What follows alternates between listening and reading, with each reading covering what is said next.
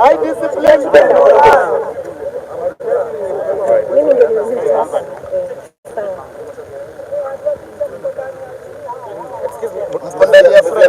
Ndani ya frame. Stop being unruly.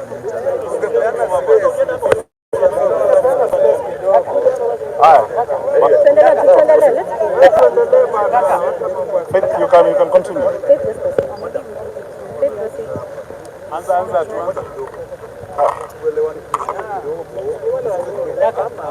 Check when you see my mic nikina nani mwenye mic nikina nani chukweni hizi mic kwanza haya songe let's move back wasonge let's move back please let's move back kisha hizo imesema you can move back haya let's move back are you okay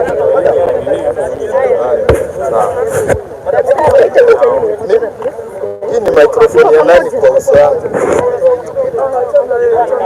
kisha ushikiwe hapa hizo mic inafurashika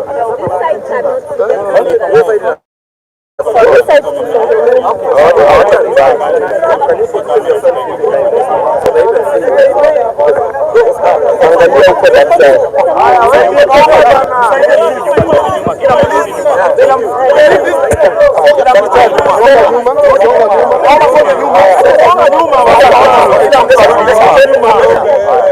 mtu asiguse malombe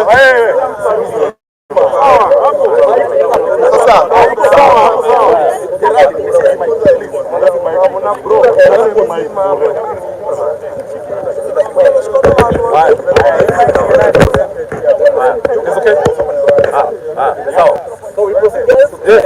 okay. Thank you.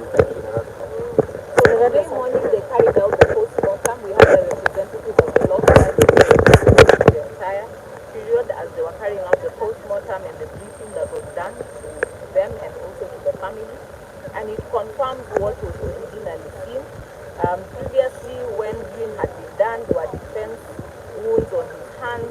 The way his face was swollen on both sides, even the black eyes that was his face showed signs that this was not someone who hit his head and ended up killing himself. And so from the doctor gave just others with what we had previously informed and seen, that he was tortured and brutally murdered while in police custody. We want to know, as much as the IG of police has seen released the people who have been indicted, we want to know who are the ones who picked him up from Homabay, because we do not know if he was tortured on the way before he got to the police station, because no one was able to see until the father was informed about his untimely death. We want all those officers indicted, we want to know all the places he was taken to, so that we are sure that all evidence is properly collected.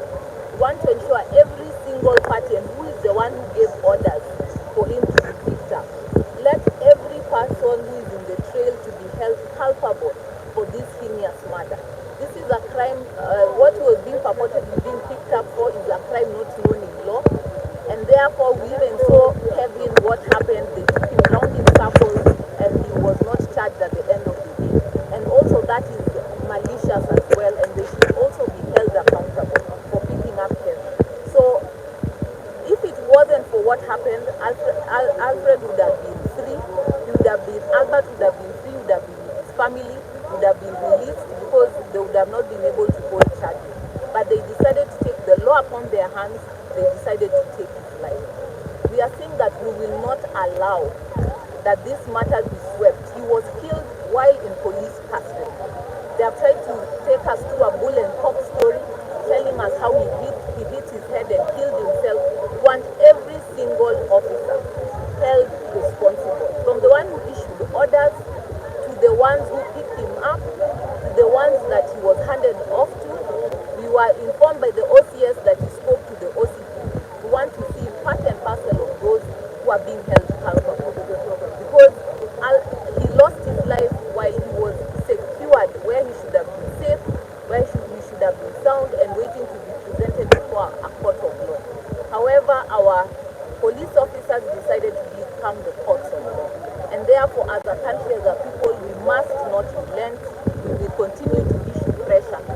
And we also tell our friends in IPOA, we want to see action. We do not want to see you making merry with the National Police Service. We want to see you taking action.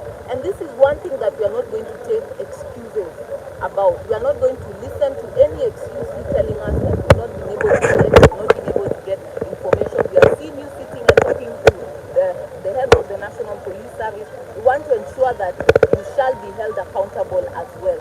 You're the one who has been given the responsibility of investigating these police officers. We expect an expeditious process to be done. We expect to see the results and members of the public informed of what you have since found. Pathologists have done their work. It's time for you to now do your work. Want to see all those officers arraigned in court. Want to see our judiciary in action. Let us not leave any stone unturned. And also to the Director of Public Prosecutions, we want to see you also reviewing the proper charges so that we can hold these individuals that have gone rogue to be held accountable. You cannot expect the people of Kenya to trust in this government, in this National Police Service, if they cannot get justice. We want to see justice for this family. The father narrated how he handed over his son, believing that he must have committed any offense and therefore he will be brought properly before court. But he ended up handing over his son to killers. And we want each and every murderer that was involved in this process to be held personally liable. Let them appear before court. Let them as well be indicted, each and every one of them. As Kenyans, let us not relent. We preach peace. We want peace. However, we cannot say there is peace without justice. Peace and justice come hand in hand.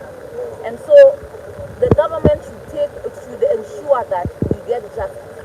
That's when the people of Kenya will get back the trust in this government, when they see action is being taken. It's an individual who made the decision to have him arrested. It's individuals who came and picked him from his house and took him and killed him. Let those individuals be held accountable. Let us hide no one. No one is above the law. Irrespective of which position you hold in the National Police Service, you should be held personally accountable. And no one should hide behind the executive. No one should hide behind any godfathers. Let us ensure that each and every person who was involved should be held responsible before the honorable court. And we hope to get a briefing as soon as possible from the IPOA and the chairperson himself, telling us what actions they have since taken and when can we expect that they present their file before the Director of Public Prosecutions so that we can be able to see the perpetrators brought before court.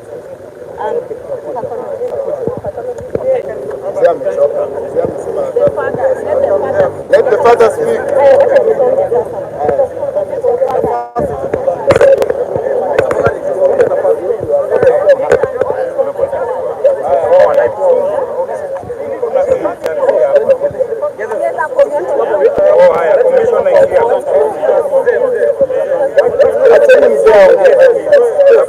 Wache mzee aongee.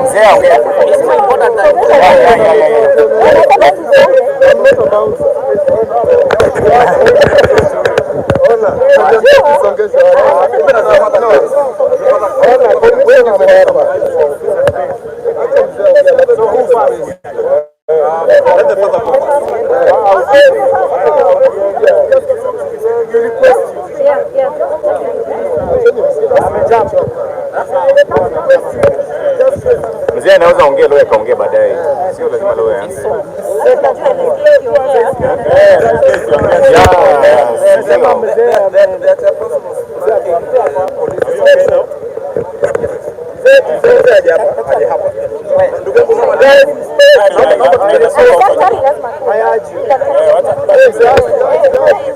Sasa wewe umekuja ukatuzuia sasa. Mwenye una request simama nyuma ya mzee. Simama nyuma ya mzee.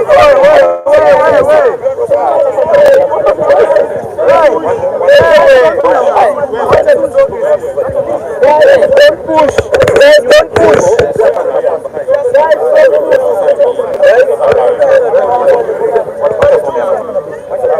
What's up this one?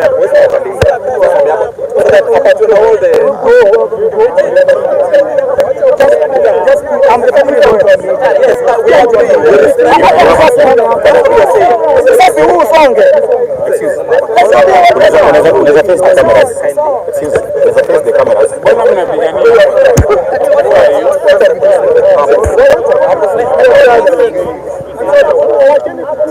Unaona mali huko? Let me be very respectful. Mali huko ndo nataka mzee.